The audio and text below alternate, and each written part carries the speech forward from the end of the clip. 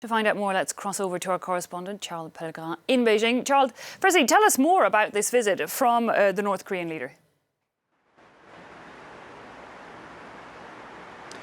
Well, the goal here for Kim Jong-Un and for North Korea is to prepare ahead of that future meeting with Donald Trump and to coordinate with China about that meeting, about those talks about North Korea's nuclear program. And actually, Kim Jong-un made a New Year's Day speech where he basically warned the United States that he did have alternatives and he could seek alternatives if the U.S.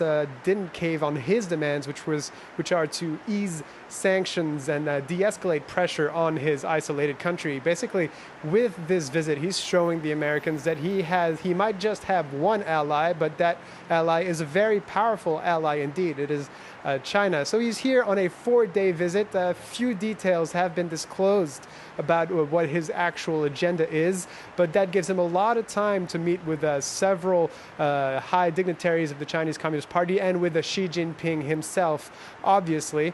He is here with his wife and with a host of North Korean dignitaries, including the chief negotiator with South Korea and the United States. The goal here for North Korea is to get closer to that goal of easing sanctions against its country, and in the long run, basically, to be able to implement Chinese-style economic reform in North Korea. And as you mentioned there, Charles, China, of course, North Korea is a key diplomatic ally and indeed its main source of trade. Beijing, in the past, has rejected the idea that it uses that position as a possible bargaining chip when it comes to the US trade talks, which are currently taking place there as well.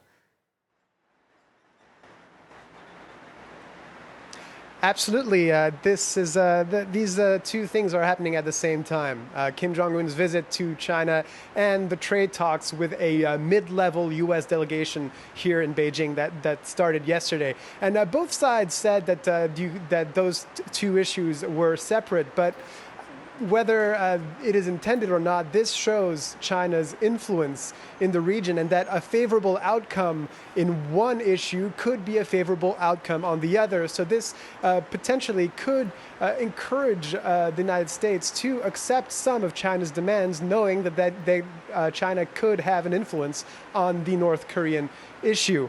It's important to note that China wants the same thing as the United States when it comes to the Korean Peninsula. They both have the stated aim of wanting the denuclearization of the Korean Peninsula. Over a year ago, when North Korea was conducting its nuclear missiles tests, China was as worried as the rest of the world. China does not want a nuclear state on its doorstep. Okay, Charles, for now, we'll leave it at that. Thanks indeed, Charles Pellegrin, reporting for us from Beijing.